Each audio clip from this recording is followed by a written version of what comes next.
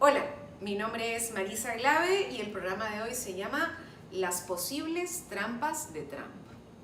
El día de ayer, el presidente Donald Trump de Estados Unidos, candidato a la presidencia por el Partido Republicano, tuvo su primer debate formal en el último proceso electoral con el señor Joe Biden, candidato por el Partido Demócrata. Este 3 de noviembre, las y los ciudadanos norteamericanos irán a votar. Y es por primera vez en muchísimo tiempo un proceso electoral que genera muchísimas dudas. ¿Por qué las genera? Bueno, porque el propio presidente Trump, cosa que es, cuanto menos generadora de suspicacia, ha dicho que cuestiona la legalidad, cuestiona la legitimidad de las elecciones y anuncia un posible fraude.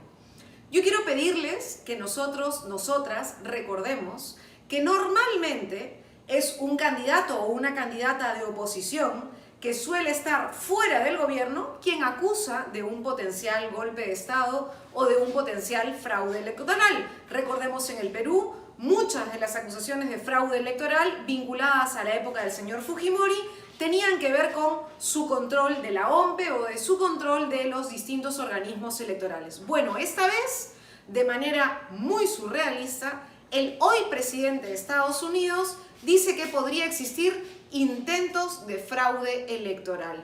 Como nos han dicho algunas de las personas con quienes hemos hablado para la investigación de este programa, Eduardo González, por ejemplo, un peruano residente en Nueva York, o la antropóloga Marisol de la Cadena, da la sensación que el señor Trump no quiere dejar el poder y lo que quiere hacer es sembrar, generar una especie de opinión pública que pueda favorecer a su permanencia dentro de la Casa Blanca a pesar de no ganar las elecciones. El debate de ayer tuvo una pregunta muy concreta sobre la legalidad del proceso que se viene. ¿Qué cosa dijo el señor Trump? Nuevamente cuestionó la posibilidad del voto por correo. En Estados Unidos, a diferencia de nuestro país, las elecciones no son obligatorias, son voluntarias y la gente tiene la posibilidad de ir votar formalmente de manera presencial en una mesa de elecciones o de solicitar que le envíen la célula electoral y votar por correo electrónico. En Estados Unidos en este momento hay un debate muy duro sobre quienes creen, creen que el COVID es una realidad, obviamente es una realidad, y quienes dicen que es un invento, o que en realidad no tiene tanto efecto, o que en realidad atrás de esto están los comunistas o cualquier invento especulativo terrorífico, pero lo cierto es que están negando la realidad y el impacto y los costos en la vida de la gente de esta pandemia. Bueno, quienes evidentemente no creen que la pandemia sea una realidad, van a ir a votar físicamente, y muchas de las personas que tienen miedo de poder contagiarse votarán por el mecanismo de envío de su voto por correo. Una de las cosas que está pretendiendo cuestionar el señor Trump, porque tonto no es que las personas que voten por correo, de alguna manera sus votos no sean contabilizados, sino que únicamente se vote a quienes físicamente van a votar. El día de ayer volvió a señalar que había un conjunto de cuestionamientos al voto por correo, que es una práctica habitual en las elecciones norteamericanas y cuyo objetivo, evidentemente, es reducir el voto del Partido Demócrata o de quienes finalmente son críticos a la política del señor Trump. Otra cosa que ha dicho el señor es que, como tienen elecciones tan flexibles, probablemente en los barrios latinos, ya sea ciudadanos que han adquirido la ciudadanía norteamericana a pesar de que tienen familia latinoamericana, o hijos de latinoamericanos que nacieron en Estados Unidos, pero que el color de su piel y su cultura, su tradición es latinoamericana, el señor ha insinuado que habrá gente que, no teniendo la ciudadanía, pretenda ir a votar. Y por tanto, ha dicho que se tiene que hacer una presencia extraordinaria de fuerzas policiales e incluso presencia de la Guardia Nacional alrededor de los centros de votación. Lo que, como han dicho muchos de los dirigentes y muchas de las dirigentes de espacios de barrios latinos, desalienta a la voluntad de ir a votar. Porque lo que quiere el señor Trump, evidentemente, es que las minorías latinas, incluso afroamericanas, no participen, no vayan a votar, porque existe una tensión permanente en relación a la represión y la acción de la policía frente a este tipo de población. En el debate presidencial, una de las preguntas el día de ayer fue sobre la opinión sobre la supremacía blanca, una de las prácticas, actitudes, rezagos de una discriminación permanente en Estados Unidos, y el señor Trump tuvo una respuesta cuanto menos,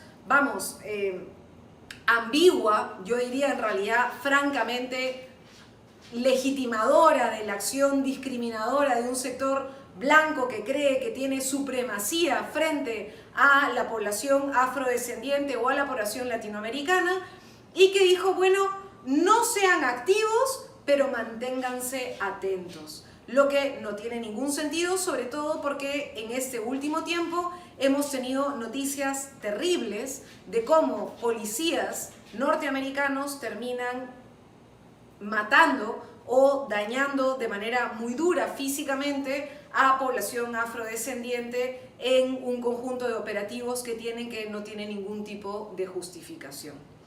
El debate de ayer empezó, y de hecho hay que reconocer que empezó con una pregunta del moderador, pobre moderador, porque la verdad es que el señor Trump no le hizo ningún caso e interrumpió al otro candidato, al señor Biden, de manera permanente, y el moderador ya sinceramente no sabía qué hacer. Pero una de las primeras preguntas que planteó el moderador era de qué manera el señor Trump justificaba su pretensión de nominar a una nueva jueza suprema dentro de la Corte Suprema. En el Perú nosotros tenemos un sistema de elección autónomo. Tenemos 3 poderes del Estado: el legislativo, el ejecutivo y el judicial. Y el judicial determina de manera autónoma quiénes son jueces y juezas en el sistema de administración de justicia y en particular en la Corte Suprema.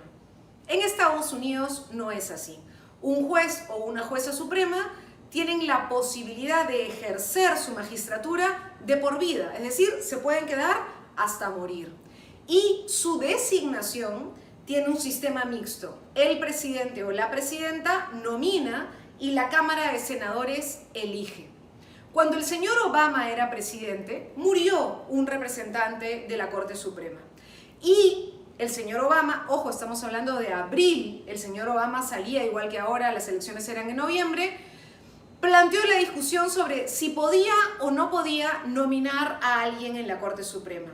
El Partido Republicano señaló que no podía, porque siendo abril, en noviembre serían las elecciones y la verdad era mejor esperar, ya que este cargo no es un cargo temporal, no es un cargo transitorio, sino que es un cargo permanente, vitalicio, y que sería mejor esperar al proceso electoral para que el nuevo presidente y el nuevo Senado determinen la candidatura. En septiembre murió la jueza Ruth Bader Ginsburg. Ella ha sido además una de las juezas más progresistas en la Corte Suprema, feminista, activa defensora de los derechos de las mujeres. Empezó levantando agendas vinculadas a la brecha o la desigualdad laboral entre hombres y mujeres. Ha apoyado activamente a minorías como la población LGTBI en Estados Unidos. Murió y por tanto hay que reemplazarla.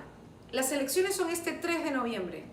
En menos de 2 meses, en muy poquito tiempo, y a pesar de eso, a pesar del corto tiempo en el que se elige no solamente al presidente, sino a los senadores y a parte de la Cámara Baja, el presidente Trump ya ha señalado quién, según él, sería su reemplazante, una persona que está claramente asociada al pensamiento conservador, que ha opinado en contra del sistema de salud Obamacare, que es una de las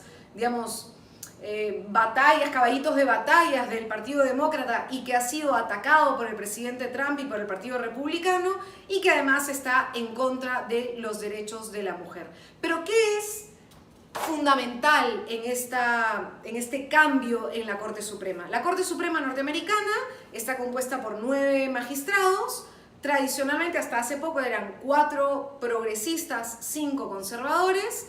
Al morir la jueza Ruth, entraría, si es que Trump gana, una sexta persona, pero del lado conservador. Y no solamente corren riesgo los derechos de las minorías, los derechos de las mujeres y un conjunto de conquistas más progresistas, sino que cualquier debate sobre un fraude electoral o cualquier debate sobre algún mal manejo o alguna pretensión del señor Trump de que el voto a través de correo no sea validado, ¿dónde termina? En la Corte Suprema. Muchas personas hoy creen que en caso el señor Trump pierda las elecciones, no solo numéricamente, porque ya las perdió numéricamente contra la señora Clinton, él perdió por casi 3 millones de votos, pero el sistema electoral norteamericano no permite el triunfo, no otorga la victoria a quien tiene un mayor número de votos, sino a quien gana la mayor cantidad de estados dentro del territorio norteamericano. Bueno, podría ocurrir que el señor Trump incluso pierda el mayor número de estados norteamericanos, pero que no quiera reconocerlo y que utilice trampas como no reconocer el voto por correo, presionar, como se ha dicho, en algunos barrios latinos y afroamericanos con presencia de policía para restringir la posibilidad de la votación e incluso pretenda manipular a la Corte Suprema para fallar a su favor en algunos colegios electorales fundamentales.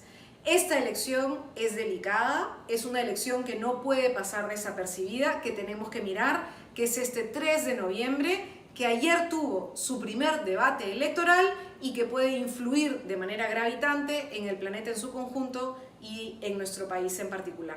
Estaremos contándoles cualquier novedad que recibamos. Pueden seguir este programa, como saben siempre, aquí en el Facebook de Otra Mirada, pero también en Instagram, en YouTube y en iTunes. Nos vemos.